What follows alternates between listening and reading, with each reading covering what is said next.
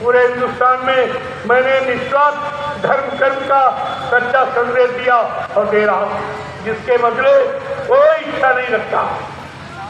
लेकिन फिर भी एक कर्मचारी अधिकारी सब लोग कहीं कहीं परमिशन कहते इनको अच्छी बात कहने का परमिशन।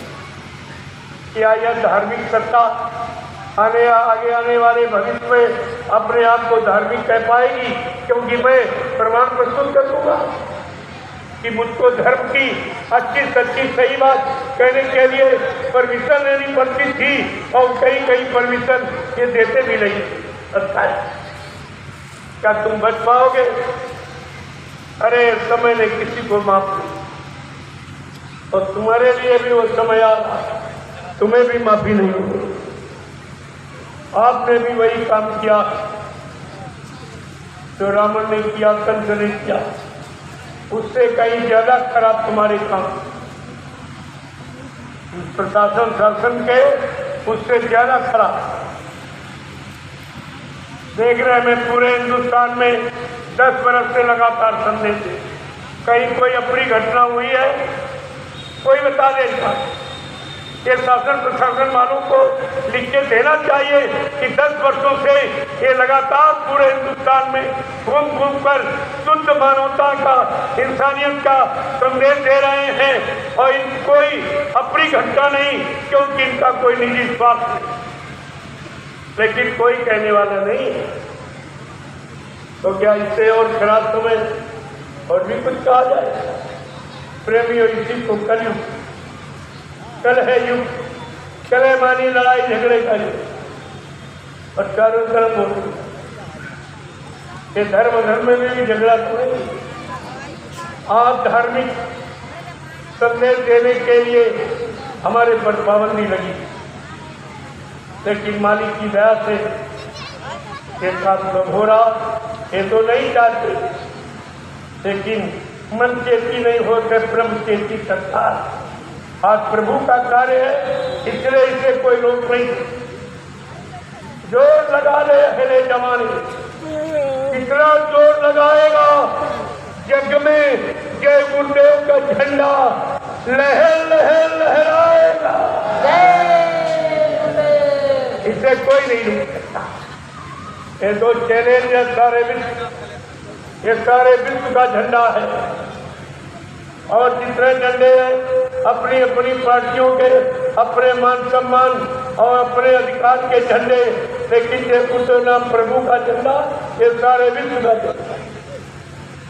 ये प्रभु के झंडे को सब स्वीकार करें।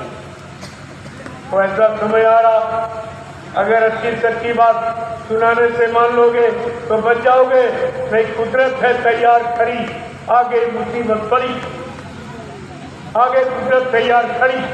वो केवल इंतजार कर रही है कि संत महापुरुष अपने वाणी को कब विराम दे दे, मैं खुलकर नंगानाथ करूं। लेकिन अभी तो आपको बचाने का अभियान चल रहा।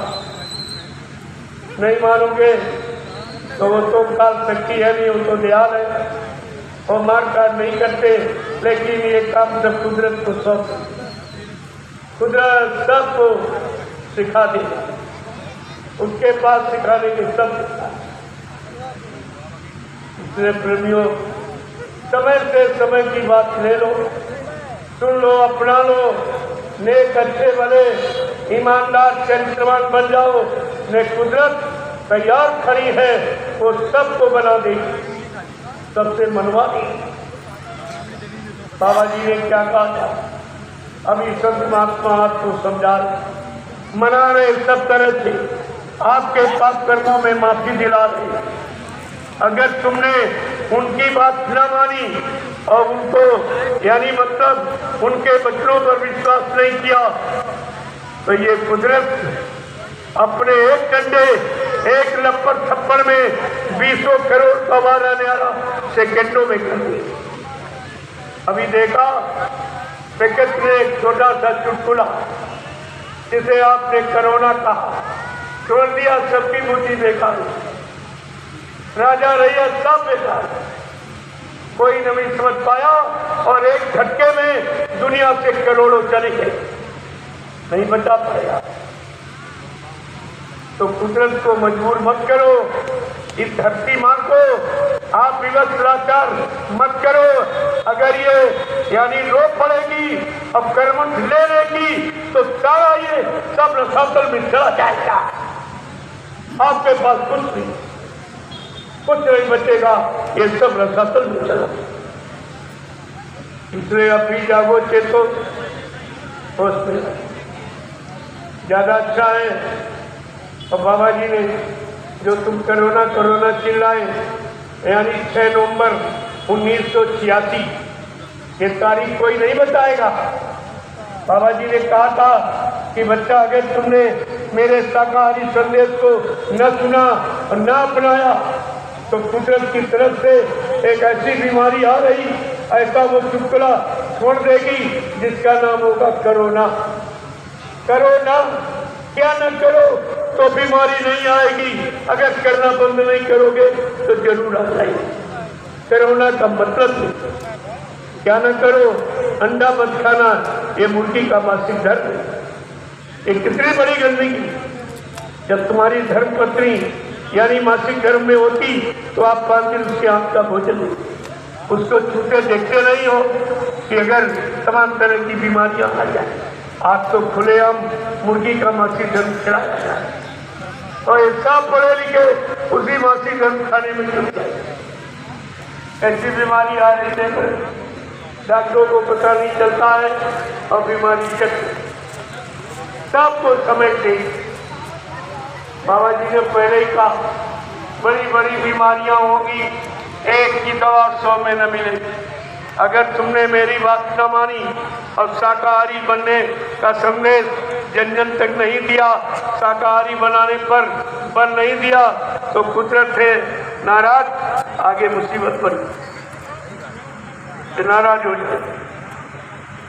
तो बात तो सब बताई गई और कहा था जब ऐसी मुसीबत आएगी, ये जितने काले नीले पीले हरे लाल झंडे लिए घूम रहे, ये अपने अपने झंडों पर फेंक कर अगर तुम्हारे जय गुरुदेव प्रभु नाम के झंडे के नीचे अगर ना आ जाए तो इस बाबा को बाबा मत कहना। ये गुरु की कितनी बड़ी सच्चाई, और गुरु ने सब कुछ आपको पहले से बता दिया, आपने उस पर कोई ध्यान नहीं। बिल्कुल मतलब यानी लापरवाही। उसी लापरवाही का कारण कि दिनों दिन मुसीबतों में चले जा रहे हो। अभी क्या, जो आगे मुसीबतों का पहाड़ टूटने वाला, जिससे बचाने के लिए मैं ये संदेश लेके आया हूँ। मेरा कोई उद्देश्य, कोई मान सम्मान, कोई राजपाट धन दौलत पाने का मेरा कोई उद्देश्य नहीं। मेरा उद्देश्य है जीवों को बचाने का, किसी तरह ये बच जाए, क्योंकि ये मानव शरीर दोबारा नहीं मिलेगा। ये बड़ा बहुमूल्य है, इससे परमात्मा की प्राप्ति की जा सकती और किसी शरीर से नहीं, और दोबारा आपको मिलेगी नहीं, लिहाजा दोबारा आप ये काम कर नहीं पाओ। अभी आप भोगों में गंवाए दे रहे, रोगों में गंवाए दे रहे। भोग रोग दोनों प्रबल, दोनों इस समय प्रबल है, भोग और रोग, और ये इसी में शरीर आपका चला जाता है। इसीलिए कहा जब जब आए तब तब उन्होंने कहा। और क्या कह रहे हैं, क्या कह रहे हैं कि कितने तू गुनाह कर रहा रोज, अनजान में तो हो रहे, जान में भी कर रहे। जितने पैर धरे धरती पर लाखों जीव मरे, ये छोटे मोटे जो दिखाई नहीं दे रहे वो तो मरी जा रहे हैं, वो तो धोखे में मर रहे हैं, ये जानबूझ के मार काट रहे। लाखों जीव रोज काटे जा रहे, जिनका मांस, चमड़ा और हड्डी और खून सब विदेश में व्यापार। वो पैसा जब यहाँ के कर्मचारी अधिकारियों को दिया जाएगा, जो गंदा है, जो खराब है, तुम्हारे परिवार से बरकत हटा देगा, तरह तरह की बीमारी तुम्हारे बाल बच्चों में पैदा होगा, क्योंकि ये धनी खराब है। ये शराब वाला धन और ये मुर्दा मांस की बिक्री वाला, इसी धन से ये अधिकारी कर्मचारियों की तनख्वाह निकलती, उनको यही जन्मे। इसलिए इनके घर में बीमारियां अड्डा जमा लिया। कोई घर ऐसा परिवार नहीं जहाँ बीमारी ना हो। कभी आपने विचार किया है तुम्हारा धन अशुद्ध है, उस अशुद्ध धन को खा के तुम कभी निरोग नहीं रह सकते, स्वस्थ नहीं रह सकते हो, शांति में सुकून में नहीं रह सकते। ये जथा राजा तथा धर्मी राजा धर्मी, ये तो राजा पर आधारित है कि राजा धार्मिक है कि नहीं, राजा के अंदर धर्म की आस्था, रहम और दया की आस्था, प्रेम प्यार मोहब्बत की आस्था है कि नहीं, ये सब आपको विचार करना चाहिए। करता गुनहगार बनकर अंत तो जग जाएगा। फकीर क्या कह रहे हैं? करता गुनहगार बनकर अंत तो जग जाएगा। दरबार होगे जब खुदा के और तब तू क्या बतलाएगा। एक दिन तेरी रूह, ये शरीर तो नहीं जाएगा, ये तो यही गड्ढा खोद के दफना दिया जाएगा या लकड़ियों पर रख के जला दिया। जिस शरीर के लिए खुदा परमात्मा के बनाए लाखों जीवों को आपने मारा काटा सताया, और इसी एक जवान लगी है शरीर में, उसके स्वाद के लिए कितने जीवों को मार काट के खा दी। ये जवान भी जला दी जाएगी और शरीर भी जला दिया जाएगा गड्ढा खोद के काट। ये भी तुम्हारे काम नहीं आए। और तुमने शरीर और जवान के लिए ये जो आपने हत्या की है, इसका बदला तो आपको देना पड़ेगा। खुदा के दरबार में बदला कभी न खाली जाए, ये बदले बदले तो आपको देने पड़े। जब भगवान को बदला देना पड़ा, भगवान कृष्ण नदी किनारे बैठे, उनके पैर में काला निशान था। बहलिये ने दूर से देखा कि तो हिरने की आंख सी चमक रही। हिरने की आंख समझकर उसने ताक के बाण मारा और कृष्ण का पैर छल लिया। एकदम रो पड़े कृष्ण। बहलिये ने समझा शिकार हो गया, दौड़ के आया, देखा कृष्ण भगवान रो रहे। कहा भगवान क्षमा कर देना, ये अपराध धोखे से। कृष्ण ने कहा नहीं, कोई धोखा नहीं। मैंने रामावतार में तुम बाली थे, मैंने पेड़ के हाथ से धोखा देके बाण से तुमको मारा था। आज वो धोखा देने वाला और उसी बाण का ये बदला पूरा, हमारा तुम्हारा कर्म कर्जा पूरा हो गया। प्रेमियों, जब भगवान को कर्म कर्जा चुकाना पड़ा, अरे इंसान तू किस गफलत में बैठा, इन जीवों की हिंसा और हत्या कर रहा है, ये सब बदले तुझे देने पड़े। इससे तू नहीं बच पाए। ये तो आपको इतना सोचना चाहिए। फकीर क्या कह रहे हैं?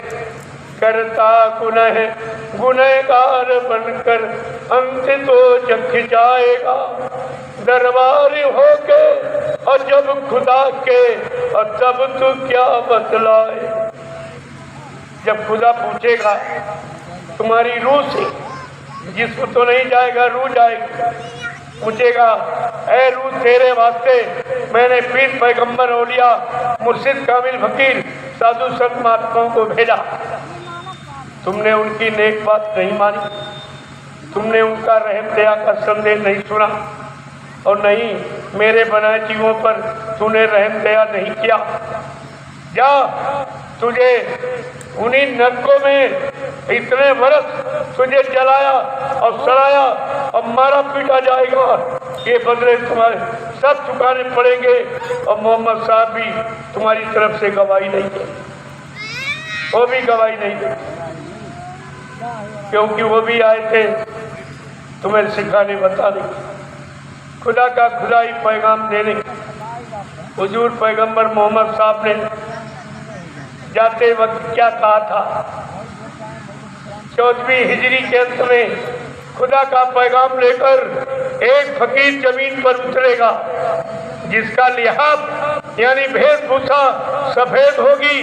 वो सफेद कोटधारी फकीर खुदा का खुदाई पैगाम संपूर्ण इंसानी जात को सुनाएगा, वो हिंदू कौम का पैदा हुआ, हिंदू कौम में पैदा फकीर, वो खुदा का खुदाई पैगाम संपूर्ण इंसानी जात को, उसके यहाँ कोई भेदभाव, कोई जाति का, मजहब का, कोई छोटे का, बड़े का, गरीब अमीर का, स्त्री पुरुष का कोई भेदभाव नहीं होगा। सबको परमात्मा से मिलने की युक्ति और खुदा के दर्शन दीदार का तौर तरीका वो सबको सिखाएगा, बताएगा। जब वो फकीर अपना हजूम काफिला लेकर कहरे दरिया को पार करता हुआ पूरब से पश्चिम तरफ चलेगा, इंसानों में भारी कोहराम मच जाएगा। उस समय हिंदुस्तान की सड़कें काली पड़ जाए। आज के 1400 वर्ष पहले तारकुल डामर कोई नहीं जानता, लेकिन हुजूर पैगंबर मोहम्मद साहब की रूह की वो तीसरी आँख की भी आँख खुली है, जिससे वो भूत वर्तमान को स्पष्ट देख के बताती, स्पष्ट देख के बता रही कि जो भी गुनहगार अपने गुनाहों की माफी उस फकीर के कदमों में जाके नहीं माने, अगर मान लेंगे तो जीते जी इन्हीं नजरों से खुदा का दीदार पाएंगे, अगर नहीं मानेंगे तो कयामत आ जाए। मोहम्मद साहब ने इशारा किया कयामत, मुसलमान आपस में लड़ेंगे, अपनी हानि आप करेंगे। आज विदेश उसी का प्रतीक सामने आ, ये मुस्लिम कंट्री सब आपस में लड़ मिल रहे, आपस में एक दूसरे को मार रहे, काट रहे।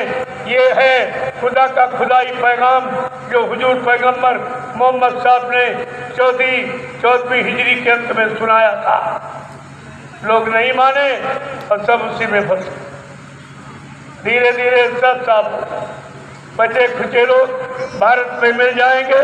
भारत एक अखंड राज्य होगा और भारत सारे विश्व का विश्व गुरु होगा, क्योंकि भारत में अध्यात्म की शिक्षा, खुदा परमात्मा से मिलने की शिक्षा और युक्ति दी जाती है। जो विश्व में भारत को छोड़कर जितने देश वो सब भोग भूमि है और भारत योग भूमि, तो आपने इस भूमि को खराब कर दिया। लगातार खराबी देखकर हमको एक कहना पड़ा।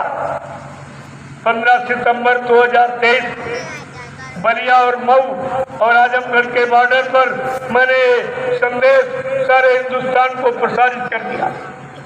अगर आप सच्चे भारतीय हो तो भारतीय वेशभूषा में आ जाओ, अपनी पहचान बना लो, नहीं तो वो तबाही के दिन तुम्हें भी देखने को मिलेगी।